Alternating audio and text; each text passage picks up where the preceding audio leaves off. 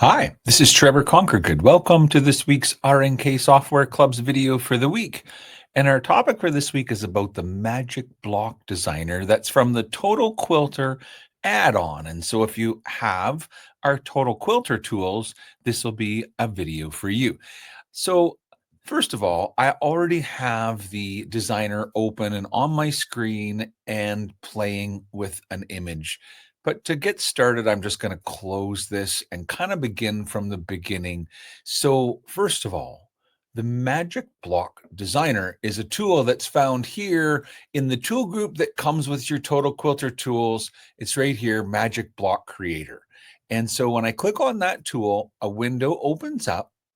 And what you have is sort of like a source image on one side and the results on the other. And when you click open, it actually goes to your Magic Block library. And so you actually have a library of Magic Blocks already in the software, and you can select any of your Magic Blocks and then use this to create new quilt blocks. And so notice what I have on my left is a quilt block that we just opened.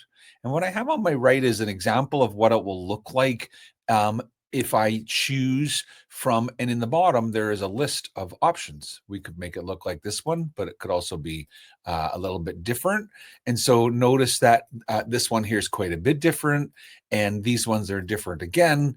But they're interactive with the box on the left. So if I move the box on the left to someplace new, all of the options on the bottom changed to new options. And what it's showing me is one quilt block.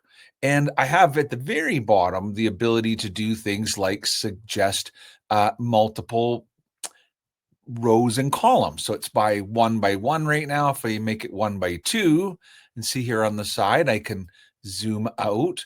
And so now we can see what the image would look like with this selection.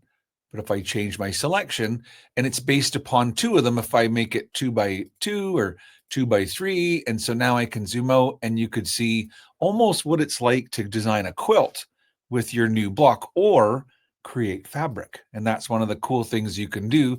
And so as I move this sample image around, notice how it's changing the look of our quilt. And you can just make small adjustments to get sort of small enhancements or big adjustments to get completely different results. And not only that, remember that for this setting, there is several different arrangements that we could choose from. And if you find one and you're like, oh my goodness, I love this, I want to make that quilt, then you click on the save button. And the option is to save a magic block. Actually, I'm just going to cancel and show again. The option is to either save the magic block or to save the block as a repeat. So this whole layout as an image, or save it as a fabric swatch. So that would be something that you could easily have printed. So this is the option to save to the Magic Block library, and now it will get saved along with all of your other magic blocks.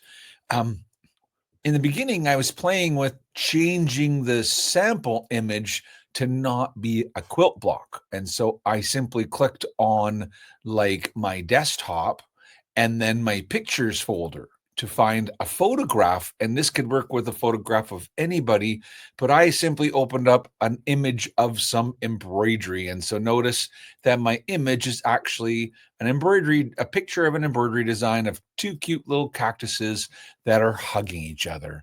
And if I put a box around them, then you could see down below what they'll look like if you turned them into a quilt. So now it's completely different. But if you think about things like printing your own fabric, this does really open up a world of possibilities. Now it becomes very subjective and very creative as to what looks good. But notice that if I, for example, I'm just going to capture the heart and a little bit of the green. Now that little bit of a green becomes like a little bit of a repeated pattern. So this is a very fun tool to use, and it's interactive. So you can keep sort of designing with it until you really do create something that you love, and whatever that may be. And really, there's a lot of different creative options that you can do, but essentially it's simply an image on the left where you use this selection box to select part of that image, and then you have the options down at the bottom, and you're seeing the results on the right. You can zoom in and out with a little bit of a slider here, and you can control kind of how many repeats of the block in your layout here. And when you're happy with everything, you can just click play.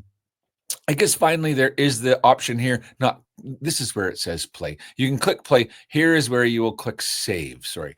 Play will actually allow the software to kind of cycle through and move the box and show you different examples of what it might look like. And so that's just kind of a fun way to allow the software to be creative and find something interesting for you. If you're like, oh my goodness, you can click stop, and then you could be, ooh, I meant the one just before it. And now you have like an undo button and an undo button and a redo button and a redo button. And so if you find a pattern and you just think, my goodness, that is so interesting, I want to print that as fabric, then you would click on your button here and choose to save it as a fabric swatch. And so we hope you enjoyed this week's RNK Software Club video for the week about the Magic Block Creator in Total Quilter. Until next week, have a great day. Thanks for watching.